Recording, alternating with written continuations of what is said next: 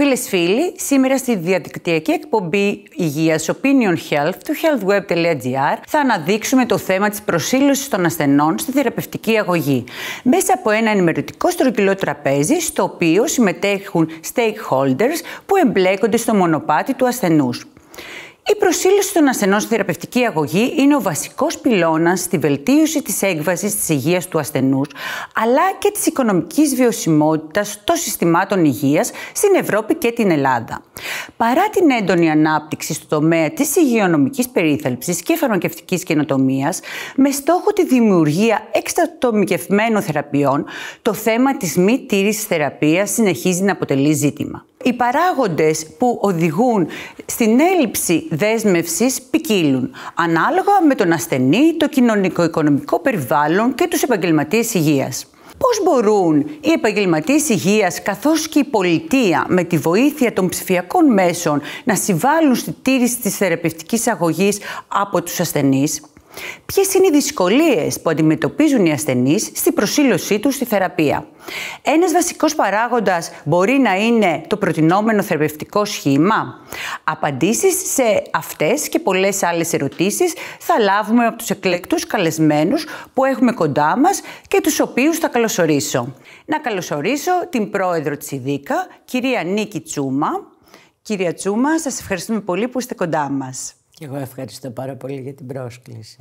Βεβαίως, κοντά μας είναι ο καθηγητής πολιτικής υγείας του Πανεπιστημίου Πελοποννήσου, κύριος Κυριάκος Σουλιώτης. Κύριε Σουλιώτη, ευχαριστούμε πολύ που είσαστε κοντά μας. Ευχαριστώ για την πρόσκληση. Να είστε καλά και εμείς ευχαριστούμε πολύ. Να καλωσορίσω και την κυρία Κατερίνα Κουτσογιάννη, η οποία είναι πρόεδρος της Ομοσπονδίας με ρευματικά νοσήματα Ρευμαζίν. Κυρία Κουτσογιάννη, ευχαριστούμε πάρα πολύ που είσαστε κοντά μας.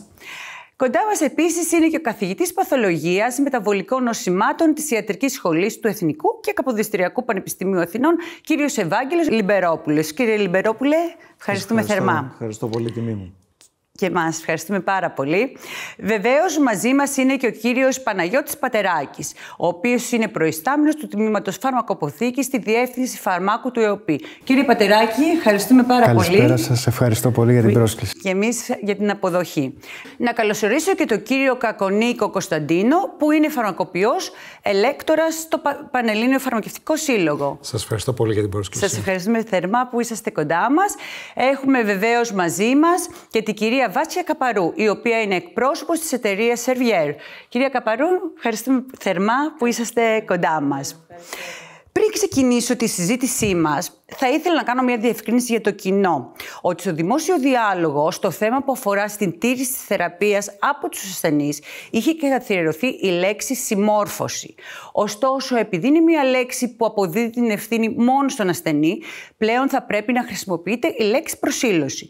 Εμείς θα χρησιμοποιήσουμε τη λέξη προσήλωση των ασθενών στη θεραπευτική αγωγή, διότι ταιριάζει περισσότερο, ειδικά σε αυτό το ενημερωτικό τραπέζι που εμπλέκονται όλοι οι stakeholders στο μονοπάτι του ασθενούς. Ήθελα να κάνω αυτή τη διευκρίνηση γιατί είναι πάρα πολύ σημαντική, πιστεύω.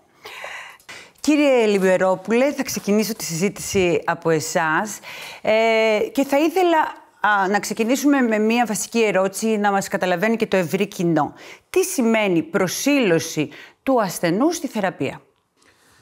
Η ερώτηση αυτή είναι πάρα πολύ σημαντική. Εμείς δίνουμε θεραπείες. Οι θεραπείες μπορεί να είναι βραχυχρόνιες, π.χ. μια αντιβίωση, μπορεί να είναι μακροχρόνιες σε φόρους ζωής, όπως αντιπερτασική αγωγή, πολυπιδεμική, αντιδιαβητική αγωγή.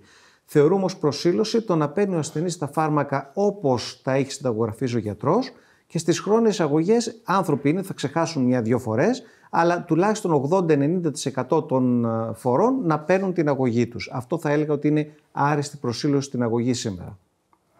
Πώς είναι οι ασθενείς με χρόνια νοσήματα όπως υπέρταση και δυσλιπιδεμία στην Ελλάδα?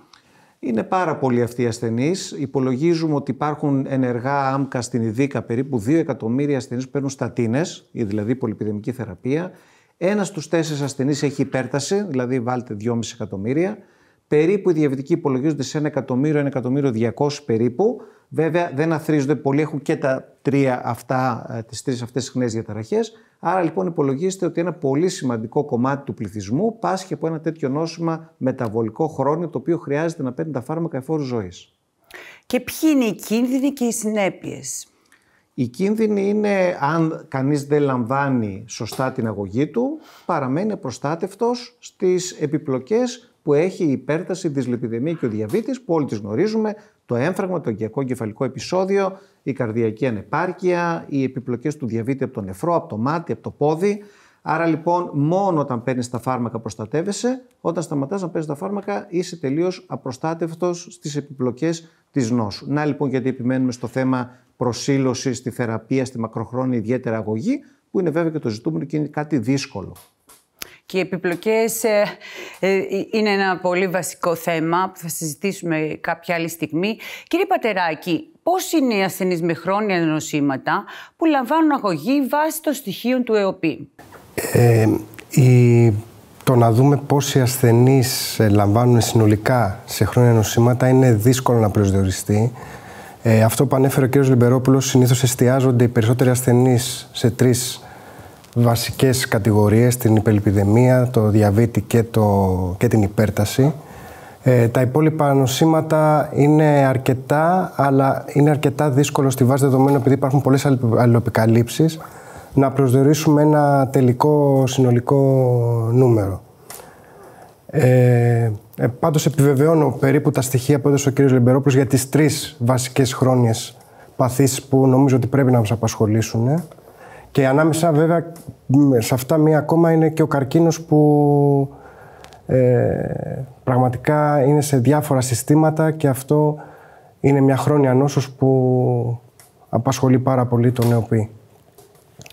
Κύριε Σουλιώτη, νομίζω ότι πρέπει να ξεκινήσουμε με την ερώτηση αν έχουμε στοιχεία από την Ελλάδα για τη συμμόρφωση των ασθενών και μετά να πάμε στους λόγους. Είναι εύλογη η ερώτησή σας, γιατί δεν υπάρχει κάποια κεντρική πηγή που μπορεί να παρακολουθήσει τη συμμόρφωση. Το σύστημά μας νιώθει ότι η υποχρέωσή του σταματά με το να διασφαλίσει ότι θα υπάρχει ένας γιατρός να γράψει το φάρμακο και ένας φαρμακοποιός να το δώσει και ένας χρηματοδότης, βλέπει ο οποίος να το αποζημιώσει εν μέρει στο σύνολό του.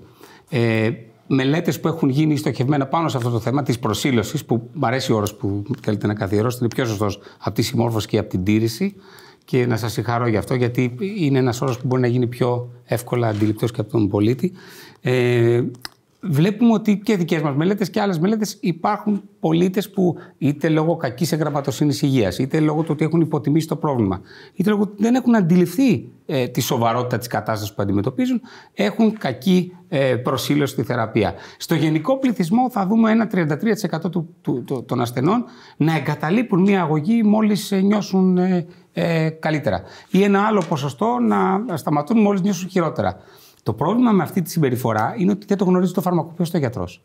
Είναι μια συμπεριφορά που ο πολίτης, ο ασθενής επιδίδεται σε αυτήν, χωρίς να υπάρχει follow-up μηχανισμός να μπορεί να παρακολουθήσει το τι κάνει κανείς. Πρέπει να το μετρήσουμε.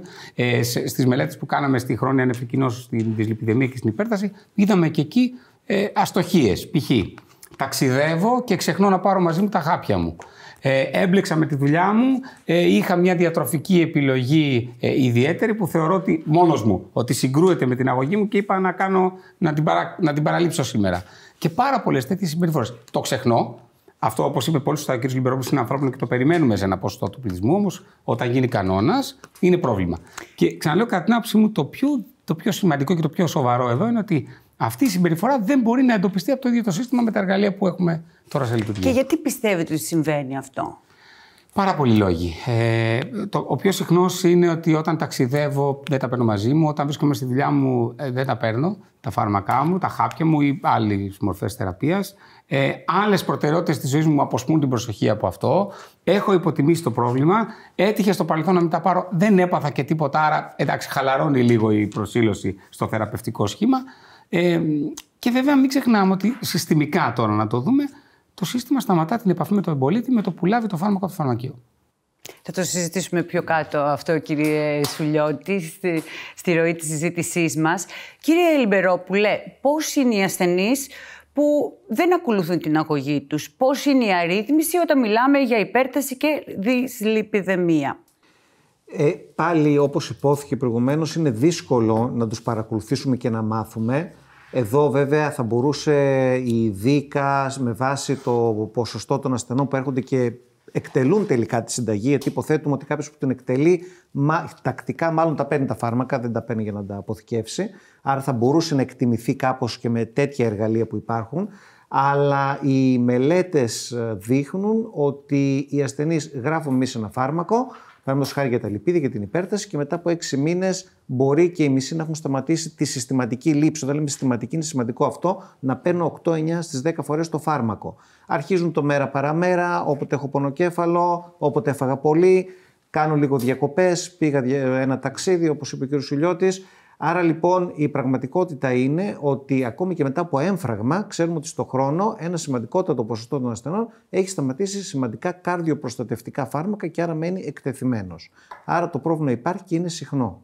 Και ποιοι είναι οι κίνδυνοι και οι συνέπειες από όλο αυτό που μας είναι περιγράψε? Όπως είπε κάποιος ευφυός, τα φάρμακα δεν δουλεύουν αν δεν τα παίρνεις. Αυτό είναι τόσο απλό. Επομένως, και έχουν δείξει, βέβαια, υπάρχουν πάρα πολλά στοιχεία, ότι οι άνθρωποι που δεν παίρνουν καλά τα φάρμακά τους έχουν περισσότερο κίνδυνο να πάθουν έμφραγμα, εγκεφαλικό και τελικά να πεθάνουν από αυτούς οι οποίοι κάνουν το αυτονόητο να παίρνουν τακτικά την αγωγή που τους συνέστησε ο γιατρός. Άρα μένεις τελείως εκτεθειμένος, δεν έχεις κάνει απολύτως τίποτα και είσαι στο 0. Άρα απειλείται και η ζωή. Προφανώς. Κύριε Πατεράκη, για πείτε μας πόσοι ασθενείς λαμβάνουν την αγωγή για υπέρταση και δυσλιπιδεμία σύμφωνα με τα στοιχεία που έχει ο ΕΟΠΗ? Από τα στοιχεία που έχουμε φαίνεται ότι γύρω στο 1,5 εκατομμύριο είναι στην δυσλιπιδεμία, που φαίνεται να παίρνουν συστηματικά αγωγή, και γύρω στους 900.000 στην υπέρταση. Ναι, αυτά έχουμε από την επεξεργασία των στοιχείων, αυτό προκύπτει. Κυρία Κουτσογιάννη, τι δυσκολίες αντιμετωπίζει ένας ασθενής στην προσήλωσή του στη θεραπευτική αγωγή? Οι περισσότερες δυσκολίες νομίζω ότι αναφερθήκαν ήδη. Σαν βασικό νομίζω ότι είναι η χρονιότητα. Όταν ένας ασθενής έχει για όλη του τη ζωή να παίρνει κάποια συγκεκριμένη θεραπεία, είναι λογικό, είναι επόμενο κάποια στιγμή να εγκαταλείπει για διάφορους λόγους αυτή τη θεραπεία. Άλλος λόγος επίσης είναι οι συνοσυρότητες, δηλαδή ο ασθενής, ο χρόνιος ασθενής μπορεί παράλληλα να έχει και άλλα προβλήματα στην υγεία του και να αναγκάζεται να παίρνει πολλά διαφορετικά φάρμακα. Άλλη επίσης αιτία είναι οι παρενέργειες. Οι παρενέργειες που ενδεχομένως να το επισημάνει ο γιατρός, αλλά και οι παρενέργειες που ο ίδιος, διαβάζοντας τα φυλάδια που συνοδεύουν τα φάρμακα, συμπεραίνει ότι πιθανόν να μην είναι κατάλληλο το φάρμακο για εκείνον. Άλλη αιτία επίσης είναι το ότι ενδεχομένως παίρνοντας κάποια θεραπεία βελτιώνεται η κατάστασή του. Επομένως θεωρεί ότι εντάξει, έχω γίνει καλά, άρα σταματώ τη θεραπεία. Όλα αυτά βέβαια έχουν να κάνουν με την εγγραμματοσύνη υγείας που αναφέρθηκε ο κ. Σουλιώτης. Δηλαδή όσο πιο ενημερωμένος είναι ο ασθενής για το νόσημά του, αλλά και την αναγκαιότητα της θεραπείας, τόσο πιο πιστά ακολουθεί την θεραπευτική του αγωγή. Επομένως, είναι πάρα πολύ σημαντικό. Να σας πω έτσι ένα παράδειγμα. Εμείς ως Ρευμαζίν, γιατί τα ρευματικά νοσήματα είναι χρόνια νοσήματα που έχουμε θεραπείες σε όλη μας τη ζωή. Έχουμε κάνει λοιπόν διάφορες έρευνες σε σχέση με το πώς οι ασθενείς μας ακολουθούν τις θεραπείες τους. Σε μία που κάναμε πρόσφατα το 2022, είδαμε ότι 1 στους 6 ασθενείς τουλάχιστον μία φορά στο τρίμηνο σταματάει τα φάρμακά του. Η αιτία η πιο συνηθισμένη που προβάλλουν είναι το 46% ότι το έχει ξεχάσει. Εκείνο όμως που είναι σημαντικό να αναφέρουμε, και αυτό το είπε ο κ. Σουλιώτης, είναι ότι οι περισσότεροι ασθενείς δεν ενημερώνουν τον γιατρό τους γι' αυτό. Επομένως, η εικόνα που έχει ο θεράπων γιατρός είναι λανθασμένη. Όταν ο ασθενής δεν έχει ακολουθήσει αυτό που πρέπει... Το προτινόμενο θεραπευτικό σχήμα παίζει ρόλο? Βεβαίως και παίζει. Βεβαίως. Είναι και αυτό μία από τις βασικές αιτίες. Ο τρόπος χορήγησης των φαρμάκων, δηλαδή είναι και αυτό σημαντικό, παρόλο που θα σας πω πάλι σε αυτή την έρευνα κάτι που μας έκανε εντύπωση. Έχει σημασία επομένως το πώς θα πάρει το φάρμακό του, αλλά επίσης αυτό που έχει πολύ μεγάλη σημασία είναι το να συμμετέχει ο ίδιος ο ασθενής στη λήψη απόφασης για τη θεραπεία του. Ώστε η θεραπεία να είναι προσαρμοσμένη στις ανάγκες του, στην καθημερινότητά του. Επομένως, ο ασθενής ο οποίος έχει ο ίδιος συμμετάσχει στη λήψη του θεραπευτικού σχήματος, είναι πολύ δύσκολο να μην ακολουθήσει αυτό το σχήμα. Και σε αυτό βοηθάει γενικά και φαντάζομαι και οι συνδυασμοί των φαρμάκων αντί των μονοθεραπείων. Φαντάζομαι ότι αυτό θα βοηθάει τους ασθενείς. Ναι, να σας πω κάτι σε σχέση με τη χορήγηση. Όλοι θεωρούμε ότι η χορήγηση με κάποια υποδόρια, ένεση ή ενδοφλέβεια είναι πιο δύσκολη να την ακολουθήσει ο ασθενής. Η έρευνα όμως που κάναμε έδειξε ότι δεν επηρέασε αυτό. Δηλαδή, επειδή συνήθως οι βιολογικοί παράγοντες, που είναι ακριβές θεραπείες, χορηγούνται με αυτόν τον τρόπο, οι ασθενείς είναι σχεδόν 90%-99% συμμορφωμένοι σε αυτές τις θεραπείες. Επομένως, βλέπουμε ότι ναι, μεν μπορεί να προβληματίζει τον ασθενή ο τρόπος χορήγησης, αλλά τελικά στην πράξη φαίνεται ότι ακολουθεί αυτή τη θεραπεία. Εσείς, κύριε Πατεράκη, τι πιστεύετε, η χρήση των συνδυασμών αντίμονοθεραπείων φαρμάκων για υπέρταση και δυσλιπιδεμία θα βελτίωνε τη συμμόρφωση των ασθενών στη θεραπεία? Σίγουρα θα συμβάλλει καθοριστικά η χρήση των συνδυασμών, γιατί οι ασθενείς αντί να πάρουν 2 και 3 χάπια παίρνουν 1. Και αυτό φαίνεται και στα στοιχεία, ειδικά στην υπέρταση, όπου κατά κόρο χρησιμοποιούνται έτσι και αλλιώς θεραπευτικά συνδυασμοί δραστικών ουσιών. Συνήθως οι μονοθεραπείες και η χρήση συνδυασμών είναι 50-50. Στην υπερλιπιδεμία τώρα αρχίζουν να υπάρχει μια τάση να πάμε σε συνδυασμούς δραστικών, και μάλιστα υπάρχουν και καινούργια φάρμακα που συνδέουν την υπερλιπιδεμία με την υπέρταση. Οπότε υπάρχει αυτή η τάση οι ασθενείς να μετακινούνται σε συνδυαστικές θεραπείες προκειμένου να μην έχουν πολλές λήψεις φαρμάκων για τη θεραπεία τους. Κυρία Τσούμα, υπάρχουν θεραπευτικά πρωτόκολλα στην ηλεκτρονική συνταγογράφηση με στόχο τη βελτίωση της προσήλωσης των ασθενών στη θεραπευτική αγωγή? Θεραπευτικά πρωτόκολλα προφανώς υπάρχουν στο σύστημα της ηλεκτρονικής συνταγογράφησης. Είναι αυτά τα οποία ορίζονται από τους θεράποντες γιατρούς και τις ομάδες εργασίας του Υπουργείου Υγείας και του ΕΟΠΗ και του Τμήματος Πρωτοκόλλων του Υπουργείου Υγείας. Εδώ όμως στο κομμάτι της προσήλωσης νομίζω ότι και από όσο γνωρίζω ότι στην ψηφιακή ατζέντα δεν έχει μπει ακόμη αυτή η κουβέντα.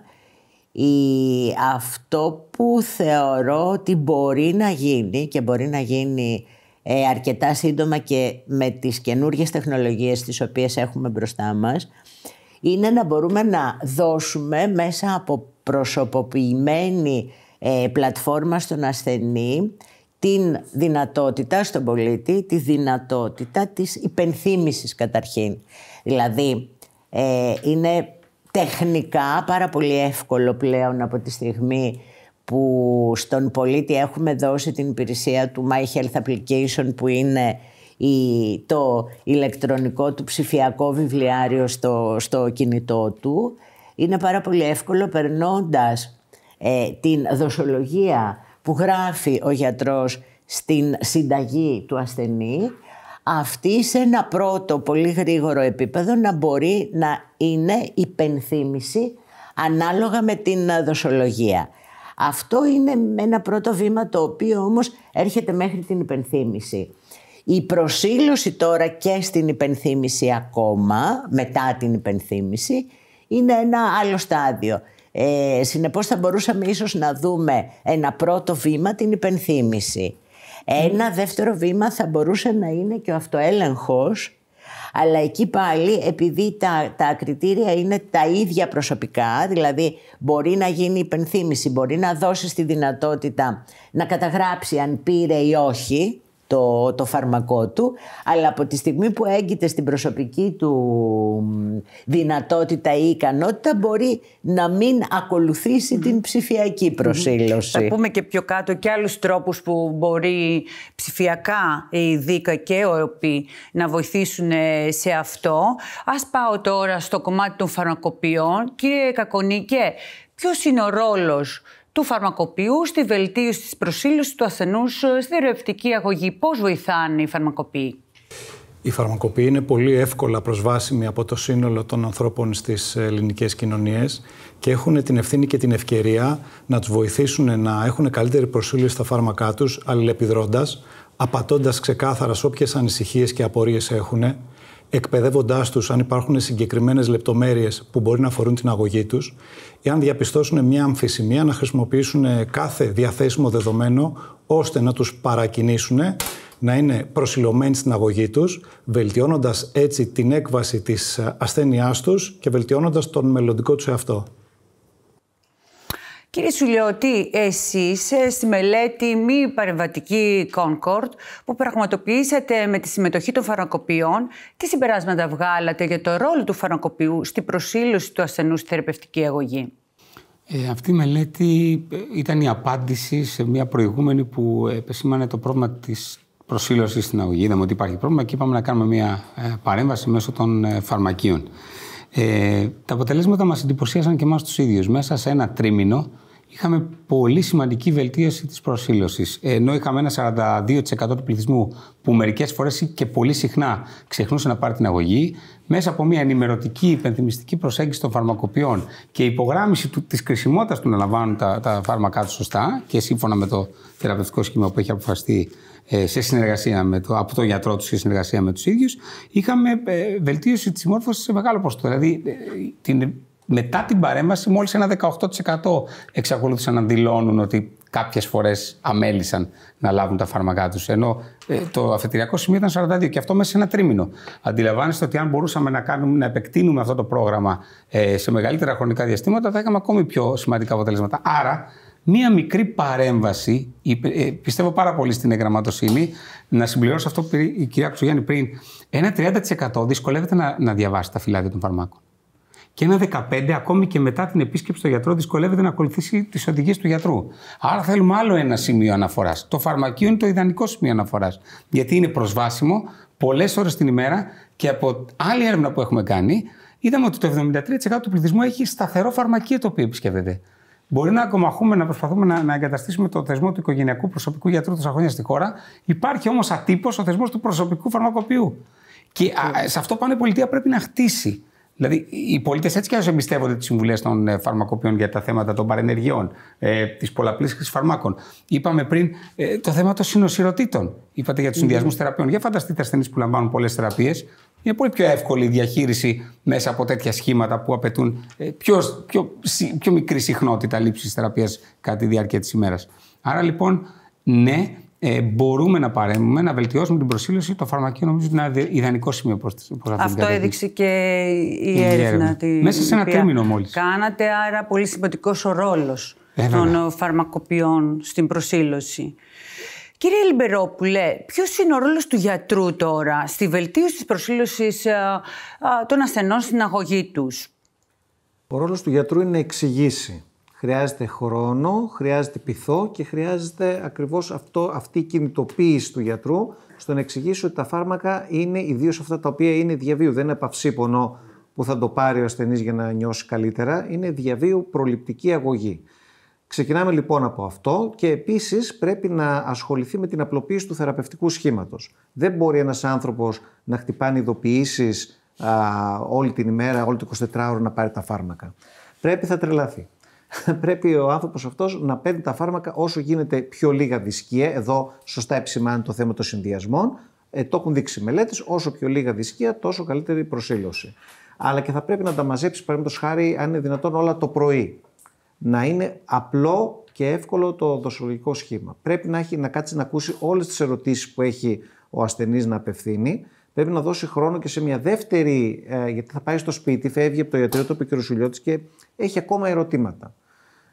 Μήπως αυτό με πειράξει, μήπως αυτό. Θα το συζητήσει στο καφενείο πιθανώς, στο κομμωτήριο. Θα πάρει λάθος πληροφόρηση. Πρέπει να έχεις την πόρτα ανοιχτή, να ακούσεις και μια δεύτερη ερώτηση μετά από ώριμη σκέψη που έχει να σου κάνει ο ασθενής. Και τέλος, πρέπει κάθε φορά που έχετε επίσκεψη να ρωτάς αν παίρνεις τα φάρμακα τακτικά και να ενισχύεις αυτή την αρχική κατεύθυνση ότι το φάρμακο πρέπει να είναι συνεχόμενο προκειμένου να σε προστατεύσει. Πιστεύετε ότι οι γιατροί αφιερώνουν το κατάλληλο χρόνο για την ενημέρωση των ασθενών? Δεν τον αφιερώνουν όσο θα έπρεπε. Δεν ευνοεί και το σύστημα. Θυμίζω τα ραντεβού τα 20 λεπτά και με πόσο χρόνο παίρνει να κάνεις την ηλεκτρονική συνταγογράφηση 10 λεπτά. Και πόσο χρόνο να ανοίξει το φάκελο και να κουβεντιάσει. Χρειάζεται περισσότερο χρόνο σαφέστατα. Αυτό, αν μου επιτρέπετε, θα λέω ότι έχει επιφορτιστεί ο γιατρός σήμερα και με πολύ διοικητική δουλειά. Αλλά παρόλα αυτά, ένα 70-75% των γιατρών, σύμφωνα με τη δική μας έρευνα, αφιερώνουν χρόνο για να ευστήσουν την προσοχή στους ασθενείς στην προσήλωση στη θεραπεία. Παρόλα αυτά, χρειάζεται και ένας επόμενος κόμβος που είδαμε ότι μπορεί να είναι το φαρμακείο. Βεβαίως. Και κύριε Λιμπερόπουλε, τι συστήνουν οι νέες ευρωπαϊκές κατευθυντήριες γραμμές για τη συμμόρφωση των ασθενών στη θεραπεία? Το αγγίζουν αυτό το θέμα, ενώ παλιότερα δεν ήταν στο ραντάρ μας, το καταλάβαμε και το αγγίζουν. Εκείνο το οποίο προτείνουν είναι αυτό που είπα και προηγουμένως, απλοποίηση του δοσολογικού σχήματος. Όσο το δυνατόν λιγότερα δυσκεία, συνδυασμοί φαρμάκων, προκειμένου ο ασθενής να έχει να πάρει 2-3 χάπια την ημέρα το πολύ. Βέβαια, δεν συμβαίνει πάντα αυτό. Είναι άνθρωποι που έχουν πολύπλοκα προβλήματα και παίρνουν πάρα πολλά φάρμακα. Σήμερα είδα έναν ασθενή ο οποίος έπαιρνε 26 ταμπλέτες την ημέρα. Αυτός ο ασθενής περνάει όλη την ημέρα παίρνοντας τα φάρμακα. Η γυναίκα του περνάει ημεροκάματα ολόκληρα να τα φτιάξει στο ημερολογιακό κουτί. Υπάρχουν περιπτώσεις πραγματικά που δεν ξέρεις, δεν μπορείς να κάνεις κάτι. Αλλά στις περισσότερες περιπτώσεις με αυτά τα χρόνια νοσήματα μπορείς να απλοποιήσεις ένα δοσολογικό σχήμα και να έχει 3-4 δυσκεία το πρωί και να τελειώνει η ιστορία. Αυτό πρέπει να κάνουμε δηλαδή, και το λένε και οι οδηγίες, απλοποιήστε και συνδυάστε θεραπείες. Κυρία Κουτσογιάννη, πόσο ο ασθενής μπορεί να βοηθήσει σε ό,τι αφορά στην προσήλωσή του στη θεραπευτική αγωγή, δηλαδή τι χρειάζεται? Πρώτα απ' όλα είπαμε ενημέρωση. Να μάθει το νόσημά του, την αναγκαιότητα της θεραπείας, ειλικρινή ενημέρωση για τις παρενέργειες, να υπάρχει ένα κλίμα εμπιστοσύνης με τον γιατρό του. Σίγουρα ο φαρμακοποιός θα βοηθήσει, γιατί έρχεται σε πολύ συχνή επαφή με το φαρμακοποιό. Εδώ βέβαια θα βάλω και την παράμετρο επίσης των συλλόγων ασθενών, που κάνουν εξαιρετική δουλειά όσον αφορά την ενημέρωση γύρω από τα νοσήματα, τα θεραπευτικά σχήματα, ενδεχομένως και την αναγκαιότητα της θεραπείας για τους χρόνιους ασθενείς. Σίγουρα η τεχνολογία μπορεί να βοηθήσει. Εκείνο όμως που πρέπει να πω από την εμπειρία από την Ευρώπη κυρίως, που υπάρχουν πολλά applications υπενθύμησης, είναι ότι οι ασθενείς κουράζονται. Δεν τα ακολουθούν, κλείνουν τα τηλέφωνά τους και επομένως θα πρέπει να βρούμε έτσι πιο εφάνταστους τρόπους να τους υπενθυμίζουμε ή με κάποιο τρόπο να τους κρατάμε προσιλωμένους στη θεραπεία. Σίγουρα το να είναι πιο απλοποιημένα σχήματα είναι εξαιρετικό, αλλά δεν ξέρω αν είναι πάντα εφικτό. Εσείς, κυρία Τσούμα, πιστεύετε ότι στο σύστημα της ηλεκτρονικής συνταγογράφησης θα μπορούσε να ενταχθεί ένα σύστημα alert, το οποίο να είναι μία ένδειξη που θα βλέπει ο γιατρός, έτσι, για τις ιατρικές συνταγές οι οποίες δεν έχουν εκτελεστεί. Και στη συνέχεια να μπορεί να ενημερώνει τον ασθενή ότι δεν έχει εκτελεστεί η συνταγή, έτσι ώστε να μην επιβαρύνεται ούτε και το κόστος για το κράτος. Καταρχήν, οι μη εκτελεσμένες συνταγές, ναι, πάρα πολύ εύκολα μπορεί να καταγράφονται ως μη εκτελεσμένες, έτσι κι αλλιώς. Άρα θα μπορούσε μία ειδοποίηση στο γιατρό ότι αυτή η συνταγή που έχει συνταγογραφήσει δεν εκτελέστηκε. Το μεγαλύτερο νομίζω θέμα όμως είναι στις εκτελεσμένες, τις οποίες τις πήγα σπίτι μου, αλλά δεν κάνω την θεραπεία. Οι μη εκτελεσμένες μπορεί να έχουν και άλλους λόγους για τους οποίους δεν εκτελούνται.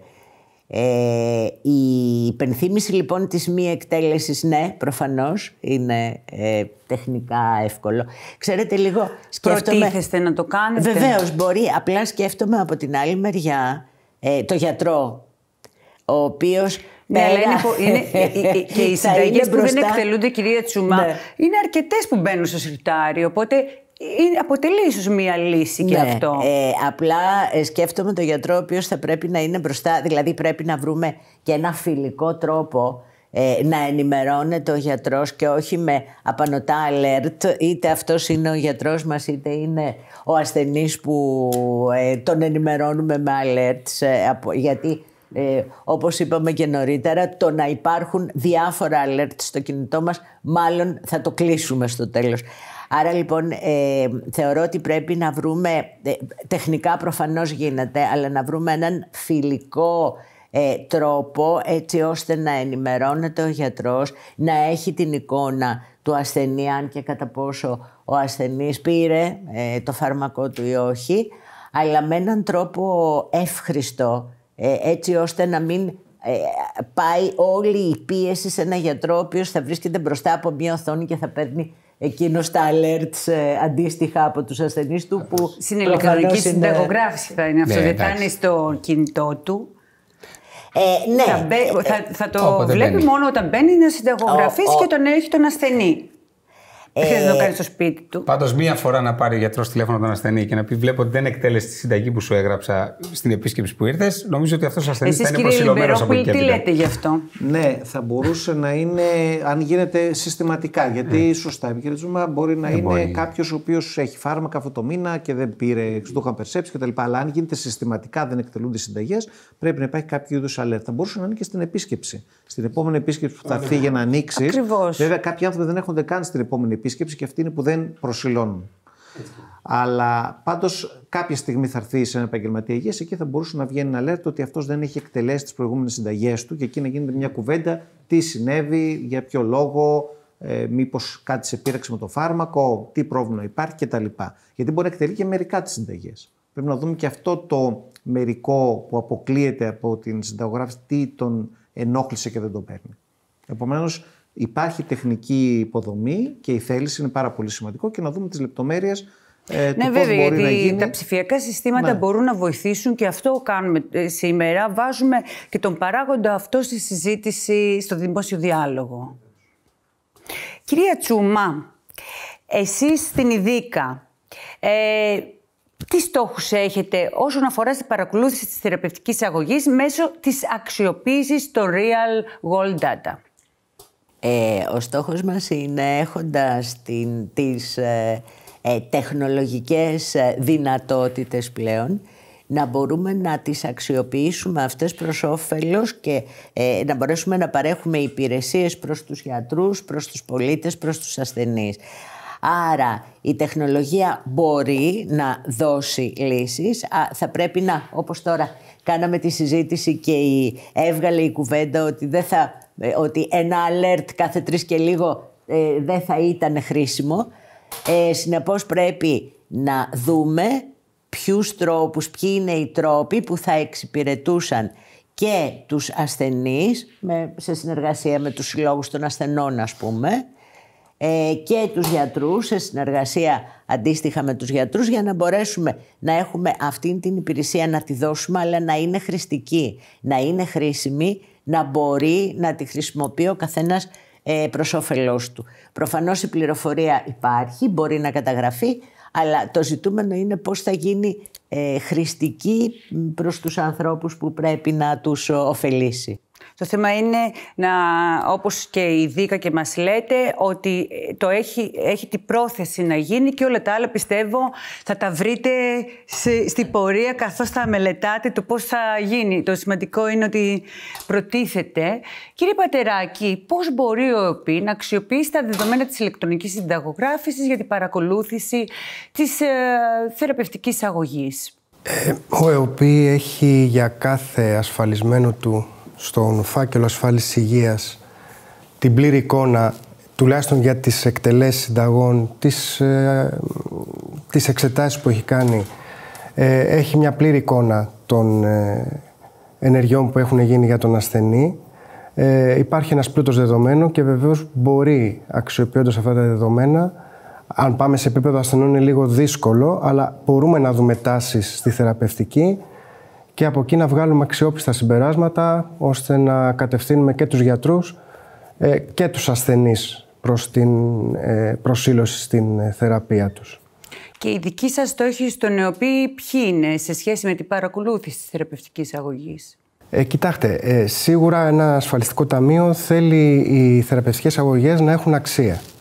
Οπότε η προσήλωση των ασθενών πρέπει να μετρηθεί, πρέπει να δούμε πού υπάρχουν προβλήματα, γιατί δεν, όπως είπε και ο κ. Λιμπερόπουλος, δεν είναι προς το συμφέρον του ασφαλιστικού φορέα οι ασθενείς να μην έχουν την κατάλληλη αγωγή, γιατί έχουμε υποτροπές, δεν θέλουμε να έχουμε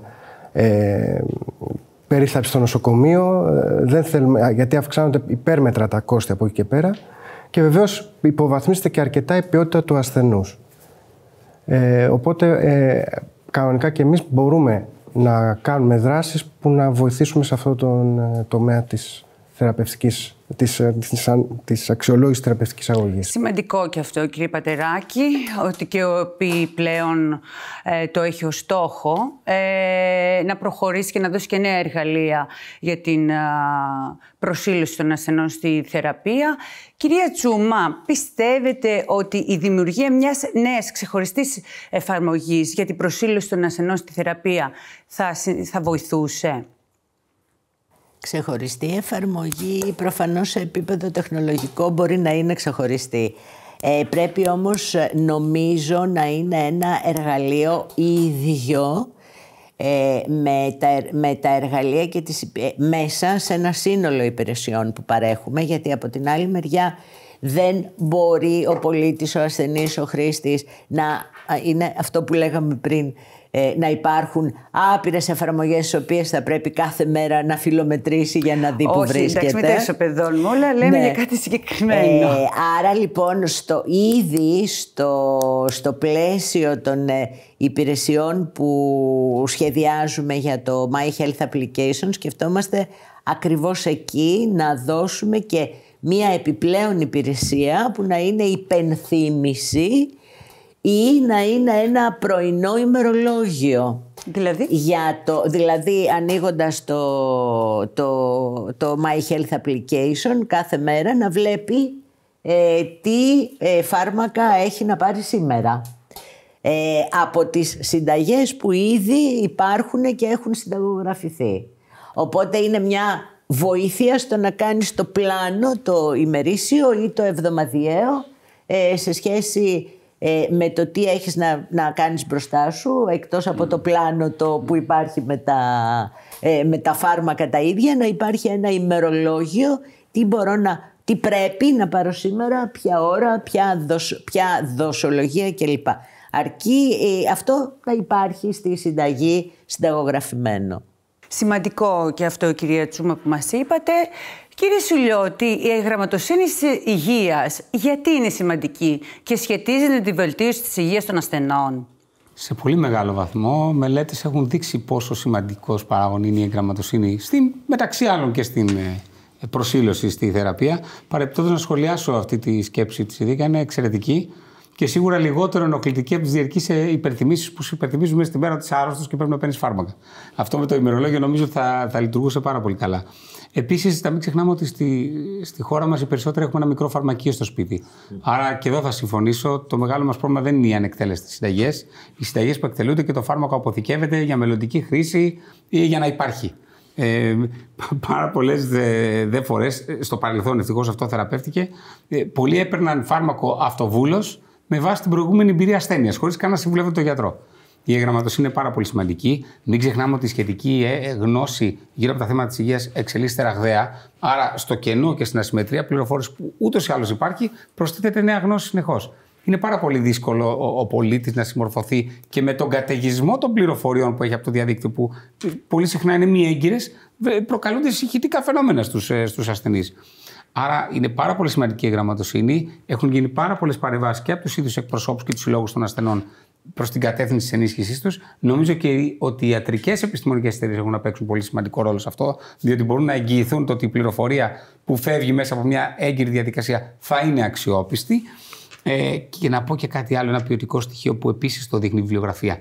Η καλή σχέση γιατρού-ασθενή δημιουργεί και καλή προσήλωση και στη συνέχεια μια σειρά από άλλα ευεργετικά Σίγουρα, κύριε Σουλιώτη, φαινόμενα. αυτό το λέμε και το συζητάμε χρόνια για τη σχέση του γιατρού με τον ασθενή. Όμως πάμε να βάλουμε και νέα εργαλεία. Γιατί είδαμε ότι αυτό μόνο δεν φτάνει. Και συζητώντας όλα αυτά σήμερα, αποτελούν το κάθε ένα το αποτέλεσμα του προβλήματος.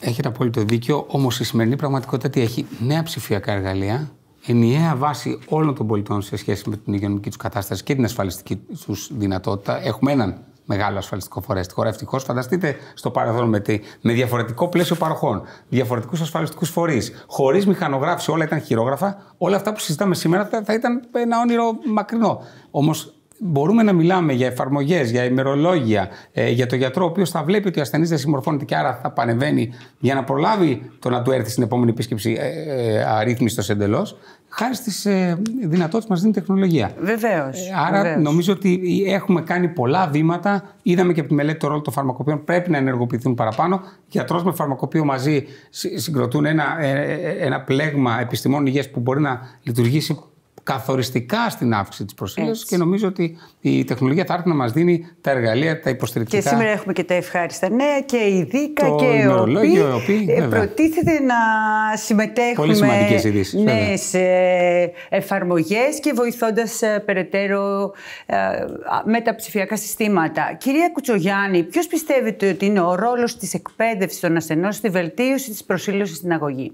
Νομίζω ότι από όλους τους ομιλητές φάνηκε ότι τελικά το θέμα της εκπαίδευσης των ασθενών είναι πάρα πολύ σημαντικό. Ο ενημερωμένος ασθενής είναι και προσιλωμένος ασθενής. Εσείς πώς το βιώσατε αυτό, θα θέλαμε να μάθουμε, ως ασθενής? Ναι, από το ξεκίνημά σας μέχρι τώρα που έχετε φτάσει πλέον σε ένα επίπεδο πολύ υψηλό. Ως ασθενής έχω πολύ μεγάλη απόκληση από το πώς ξεκίνησα για το πώς είμαι τώρα.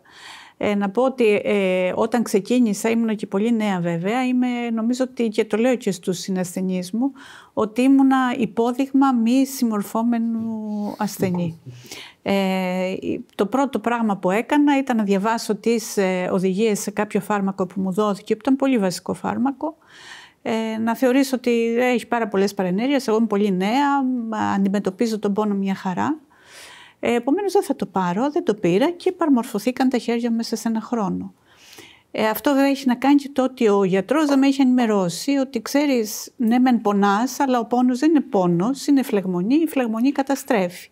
Πολύ απλά πράγματα. Τότε δεν υπήρχε και έχει να κάνει και με τη σχέση που είπε ο κύριος Σουλιώτης, που το θεωρώ πολύ βασικό. Να υπάρχει μια ειλικρινή σχέση και για τις παρενέργειες και για το νόσημα, να μην φοβάται ο ασθενής να εκφράσει την ανησυχία του στο γιατρό. Επομένως είναι πάρα πολύ σημαντικό αυτό.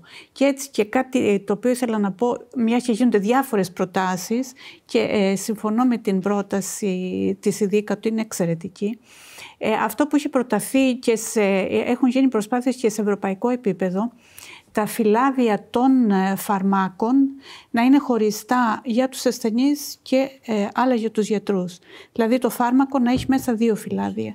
Το ένα να περιέχει οδηγίες για τον ασθενή που θα είναι πιο απλουστευμένες και ενδεχομένως όχι και τόσο τρομακτικές οι οδηγίες, και άλλες που θα απευθύνονται στο γιατρό, που ο γιατρός καταλαβαίνει σημαντικό καλύτερα. Αυτό που λέτε.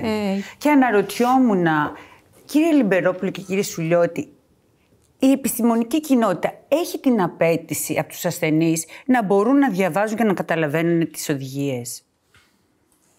Τι εννοείτε? Οι ασθενείς υπάρχουν άνθρωποι που δεν διαβάζουν καθόλου και λένε αυτό μου έδωσε, το παίρνω κτλ. Υπάρχει ένας πολλής κόσμος που διαβάζει, που ανατρέχει, το είπε και ο Σουλιώτης, στο διαδίκτυο, όπου κατά κόρον δεν θα μείνει στην κακή πληροφόρηση.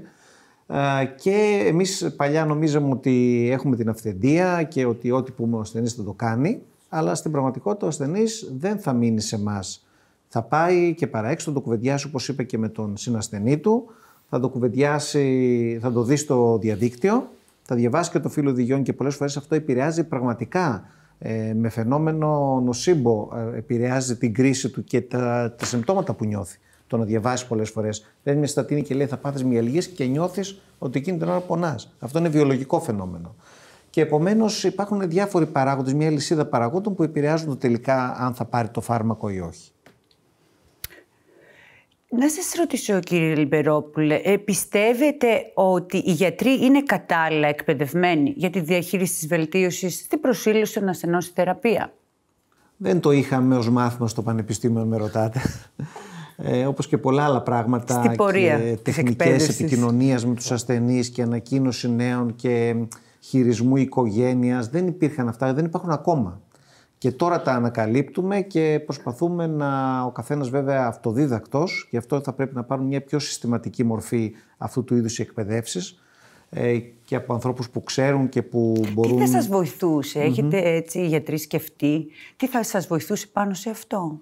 Από ανθρώπους που μπορεί επαγγελματικά να προσεγγίζουν αυτό το ζήτημα, μπορεί να είναι ψυχολόγοι, μπορεί να έχουν κάποιες άλλες ειδικότητες που αφορούν την επικοινωνία, θα μας έκανε πολύ πιο εύκολη τη ζωή.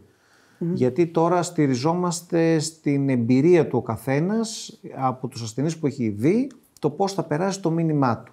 Υπάρχουν ασθενείς οι οποίοι θέλουν πάρα πολύ κουβέντα, πάρα πολύ εξήγηση, θα φύγουν με τη δική τους γνώμη, αυτή που είχαν πιο πριν, δεν θα έχουν ένα τείχος ορθώσει. Υπάρχουν άνθρωποι που λένε αυτό μου είπε ο γιατρός, αυτό θα κάνω. Υπάρχουν άνθρωποι που επηρεάζονται εύκολα, άνθρωποι που δεν επηρεάζονται. Και εκεί μια επαγγελματική προσέγγιση και διδασκαλία απέναντι σε όλους μας θα μας έκανε πραγματικά να γίνουμε καλύτεροι. Και τι παραπάνω εργαλεία χρειάζονται οι γιατροί για την βελτίωση της προσήλωσης των ασθενών στη θεραπεία? Εργαλεία όπως αυτά που είπαμε προηγουμένως σίγουρα βοηθάνε πάρα πολύ. Το να συνειδητοποιήσουμε ότι υπάρχει πρόβλημα επίσης βοηθάει πάρα πολύ. Άρα και εμείς και στα ιατρικά συνέδρια, ανεξάρτητα την ειδικότητα και το τι πραγματεύονται, το να μπουν ομιλίες και να μπουν θέματα τα οποία αφορούν τη συμμόρφωση, τη συνεργασιμότητα, να το πούμε έτσι, γιατρού-ασθενούς, θα βοηθούσε πάρα πολύ. Άρα το συνειδητοποιώ και μετά παίρνω μέτρα για να αντιμετωπίσω το πρόβλημα. Ας πάμε στους φαρμακοποιούς. Κύριε Κακονίκε, ποιες πιστεύετε ότι είναι οι υπηρεσίες του φαρμακείου του μέλλοντος, συμπεριλαμβανόμενες και τη συμμόρφωση των ασθενών στη θεραπευτική αγωγή?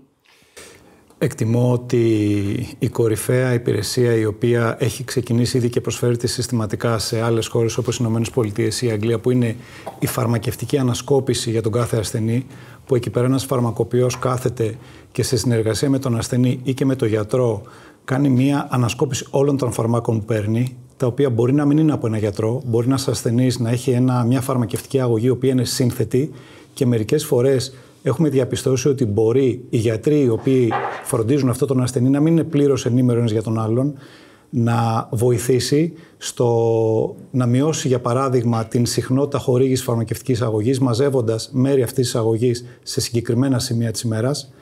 Μπορεί ο φαρμακοποιός στα πλαίσια αυτής της ανασκόπησης να χρησιμοποιήσει απλή γλώσσα, την οποία μιλάει για τις τοπικές κοινότητες που φροντίζει, η οποία θα βοηθήσει τον ασθενή να είναι καλύτερα εκπαιδευμένος και ενήμερος για το πώς πρέπει να συνεχίσει να είναι προσιλωμένος στην αγωγή του.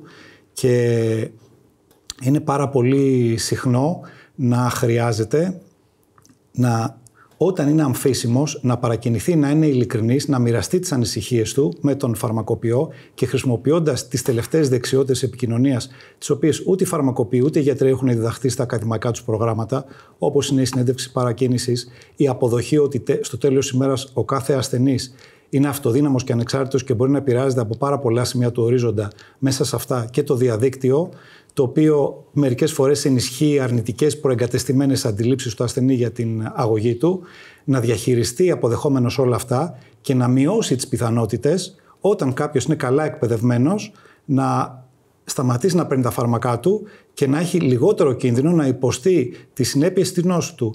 Και δεν είναι πάντα εύκολο αυτό, γιατί σε ασθένειες όπως είναι ο ζαχαρόδης διαβήτης, για παράδειγμα, τις οποίες στην εποχή μας μπορεί κάποιος να τις διαγνώσει και πολύ νωρίς, κάποιος αισθάνεται απολύτως καλά, είναι υπέροχα και δεν έχει τίποτα παραπάνω από εργαστηριακές μετρήσεις και ενδεχομένως τις παρενέσεις των επαγγελματιών υγείας για να παίρνει την αγωγή του. Το να χρησιμοποιηθούν όλα αυτά τα μέσα σε συνδυασμό με τις τεχνολογικές παρεμβάσεις που συζητήθηκαν, μειώνουν την πιθανότητα κάποιος να σταματήσει αυθαίρετα να παίρνει τα φάρμακά του. Αυτό είναι σημαντικό, ότι και εσείς το σκέφτεστε πλέον ως φαρμακοποιοί, ότι τα ψηφιακά συστήματα έχουν να δώσουν βοήθεια. Βεβαίως υπάρχουν και ιδιωτικές πρωτοβουλίες για την ενημέρωση και την ευαισθητοποίηση των πολιτών στην ορθή χρήση των φαρμάκων. Η φαρμακευτική εταιρεία Servier σχεδίασε και υλοποίησε την καμπάνια «Μη γίνεσαι γιατρός του εαυτού σου». Κυρία Καπαρού, στην εταιρεία Servier σχεδιάσατε και υλοποιήσατε την καμπάνια που ανέφερα, η οποία λέγεται «Μη γίνεσαι γιατρός του εαυτού σου». Θα θέλαμε να μάθουμε πώς έγινε η σύλληψη της ιδέας για τη δημιουργία της καμπάνιας αυτής. Στη σύλληψη της ιδέας για τον σχεδιασμό της εκστρατείας που αναφέρατε, με τίτλο «Μη γίνεσαι γιατρός του εαυτού σου», η οποία αποτελεί μία πρωτοβουλία για την ορθή χρήση των φαρμάκων, όπως συζητάμε και τώρα, ουσιαστικά μας οδήγησαν τα επιστημονικά δεδομένα. Δεδομένα τα οποία αναδεικνύουν ότι παρά το γεγονός ότι υπάρχουν ολοκληρωμένες θεραπευτικές λύσεις τόσο σε επίπεδο φαρμάκου όσο και λύσεις πέρα από το φάρμακο, οι οποίες είναι διαθέσιμες στον Έλληνα ασθενή, παρόλα αυτά οι μελέτες μας δείχνουν ότι οι καρδιαγγειακές παθήσεις αποτελούν ακόμα και σήμερα τη νούμερο 1 αιτία θανάτων, για παράδειγμα, στην Ελλάδα. Άλλα δεδομένα μας έδειξαν ότι υπάρχει συσχέτιση μεταξύ της αύξησης των θανάτων που προέρχονται από καρδιαγγειακά νοσήματα με την χαμηλή προσήλωση.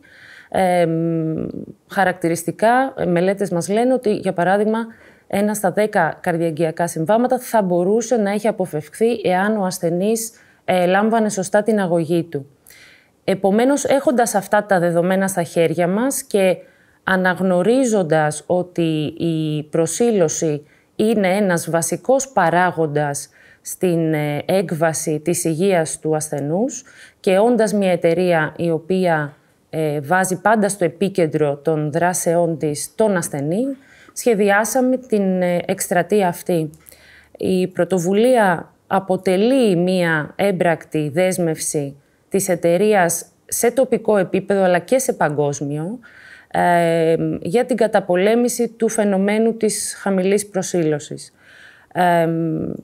Στο πλαίσιο αυτό, λοιπόν, σκοπός μας είναι να ευαισθητοποιήσουμε και να αναδείξουμε το πρόβλημα αυτό της χαμηλής προσήλωσης τόσο στον ασθενή όσο και σε εμπλεκόμενα μέρη, στο γιατρό, το φαρμακοποιό και τους φορείς της υγείας, όλοι μαζί με στόχο τη βελτίωση της προσήλωσης του ασθενού στη θεραπευτική αγωγή. Και ποιο είναι το αποτύπωμά σας από την καμπάνια που δημιουργήσατε, «Μη γίνεσαι γιατρός του εαυτού σου»? Το αποτύπωμα μπορούμε να πούμε περίπου 4 χρόνια μετά τον σχεδιασμό της εκστρατείας, ο οποίος ξεκίνησε το 2019, λίγο πριν την πανδημία του κορονοϊού, όπου, να σας πω, αποτέλεσε μια πρόκληση, η αλήθεια είναι, για εμάς. Είχαμε ένα προβληματισμό για το κατά πόσο είναι η κατάλληλη στιγμή να βγούμε επικοινωνιακά και να λανσάρουμε την εκστρατεία αυτή, όμως το αποτέλεσμα μας δικαίωσε με την έννοια ότι ειδικά εν μέσω πανδημίας οι ασθενείς με χρόνια νοσήματα έπρεπε να είναι ακόμα περισσότερο προσηλωμένοι στην αγωγή τους. Έχουμε κάνει αρκετές ενέργειες, όπως για παράδειγμα η μελέτη Concord είναι ένα παράδειγμα, μέσα από την οποία αναδεικνύεται ο ρόλος του φαρμακοποιού. Έχουμε καταφέρει μέσα από το site που έχουμε δημιουργήσει, το ειδικά διαμορφωμένο site για την προσήλωση, το «Ακολουθώ την αγωγή», να ενημερώσουμε και να ευαισθητοποιήσουμε εκατομμύρια ασθενείς. Οπότε το αποτύπωμα μπορώ να πω ότι είναι μεγάλο και σίγουρα έχει θετικό πρόσημο. Και ποια είναι τα επόμενα βήματά σας όσον αφορά στη καμπάνια και το στόχο σας για τη βελτίωση της προσήλωσης των ασθενών στην θεραπεία? Τα βήματα τα οποία έχουν γίνει μέχρι σήμερα σίγουρα μπορούμε να πούμε ότι είναι σημαντικά. Ωστόσο, το πρόβλημα της χαμηλής προσήλωσης παραμένει, η σημαντικότητα του οποίου βέβαια αναδεικνύεται όλο ένα και περισσότερο ακόμη και σε ευρωπαϊκό επίπεδο, όπως αναφέρθηκε, καθώς αποτελεί πρόκληση όχι μόνο για την υγεία των ασθενών, αλλά και για την οικονομική βιωσιμότητα των συστημάτων υγείας. Οι ασθενείς, όπως αναφέρθηκε ξανά, αναζητούν λύσεις, αναζητούν ψηφιακά εργαλεία. Και επόμενό μας βήμα, για να απαντήσω και στην ερώτησή σας, είναι η εμπλοκή των θεσμικών φορέων και όλων των stakeholders, οι οποίοι ο κάθε ένας από τη δική του πλευρά, αλλά και όλοι μαζί, θα δράσουμε στην κατεύθυνση αυτή για τη βελτίωση της συμμόρφωσης. Και να κλείσω λέγοντας ότι γι' αυτό το λόγο χαιρετίζουμε και την πρωτοβουλία αυτή τη σημερινή του Health Web, γιατί μας βρίσκει απόλυτα σύμφωνους και θα συνεχίσουμε να υποστηρίζουμε πρωτοβουλίες οι οποίες ταυτίζονται με το όραμα της εταιρείας μας. Κυρία Τσούμα, η ΔΙΚΑ σε σχέση με τη βελτίωση της προσήλωσης των ασθενών που συζητάμε στην αγωγή θα μπορούσε να αποτελέσει συνδετικό κρίκο μεταξύ των stakeholders? Προφανώς και βεβαίως και ευχαρίστως. Γι' αυτό είστε και εδώ σήμερα. Θα θέλαμε και θα μπορούσαμε να είμαστε ο συνδετικός κρίκος μεταξύ των stakeholders, ακριβώς γιατί η πληροφορική με τα εργαλεία της δίνει αυτή την σύνδεση μεταξύ των stakeholders όλης αυτής της προσπάθειας. Τώρα σκεφτόμουν ότι η ολοκλήρωση του ατομικού ηλεκτρονικού φακέλου θα έδινε τη δυνατότητα στους γιατρούς να έχουν αυτό που είπαμε νωρίτερα, όλη την εικόνα των ασθενών μπροστά τους, και άρα θα μπορούσαν να κάνουν καλύτερη την αγωγή σε σχέση και με τις άλλες ασθένειες που πιθανόν και τα άλλα φάρμακα που ένας ασθενής παίρνει από έναν άλλο γιατρό. Άρα για αυτήν για αυτό το θέμα η ολοκλήρωση του ηλεκτρονικού φακέλου του ασθενούς είναι πραγματικά, νομίζω, εργαλείο στα χέρια των γιατρών. Προφανώς ό,τι λέμε σε σχέση με τα ημερολόγια και τα υπενθυμιστικά θα μπορούσαν να βοηθήσουν όλους όσους θέλουν, και είμαστε εκεί για να πάμε προς αυτή την κατεύθυνση. Αυτό που επίσης έχουμε σχεδιάσει σαν σύστημα με το Υπουργείο Υγείας στο Ταμείο Ανάκαμψη είναι ακριβώς ένα έργο το οποίο λέγεται ο Σύμβουλος Υγείας του πολίτη. Δηλαδή, έχοντας όλη την πληροφορία από τον ατομικό ηλεκτρονικό φάκελο, θα μπορούσαμε και δείκτες και πλάνο θεραπείων ή ενσωματώνοντας και την προληπτική, τις δράσεις προληπτικής ιατρικής που γίνονται από το Υπουργείο Υγείας. Εκεί φιλοδοξούμε να έχουμε το Σύμβουλο Υγείας από την μεριά και την οπτική του πολίτη. Δηλαδή να δίνουμε όλη αυτή την πληροφορία στην οπτική γωνία του ασθενή ή του πολίτη. Συνεπώς μπορούμε να φτιάξουμε εργαλεία τα οποία να βοηθήσουν την οπτική του γιατρού, ότι ο γιατρός χρειάζεται για να εξυπηρετήσει, να θεραπεύσει τον ασθενή του, αλλά και να είναι και φιλικά από την οπτική των ασθενών που είναι τελείως άλλη προφανώς, γιατί όπως είπαμε μάλλον των χρηστών. Έτσι, ναι, των χρηστών των υπηρεσιών υγείας. Μάλλον λάθος θα κάνουμε όσοι δεν είμαστε γιατροί αν κάτσουμε να διαβάσουμε ένα ιατρικό φυλάδιο στο τι αποτέλεσμα θα έχουμε στο μυαλό μας σαν ασθενείς. Πολύ σωστά. Και θα κλείσουμε με αυτό. Εάν θέλει κάποιος να πει κάτι άλλο, με χαρά. Οπότε να σας ευχαριστήσω πάρα πολύ, κύριε Λιμπερόπουλε, κυρία Κουτσογιάννη, κύριε Σουλιώτη, κυρία Τσούμα, κυρία Καπαρού, κύριε Πατεράκη, κύριε Κακονίκο. Σας ευχαριστώ θερμά που ήσασταν όλοι κοντά μας και μιλήσαμε για ένα πολύ σημαντικό θέμα, αυτό της προσήλωσης των ασθενών στη θεραπεία. Φίλες και φίλοι, σας ευχαριστούμε πολύ που μας παρακολουθήσατε.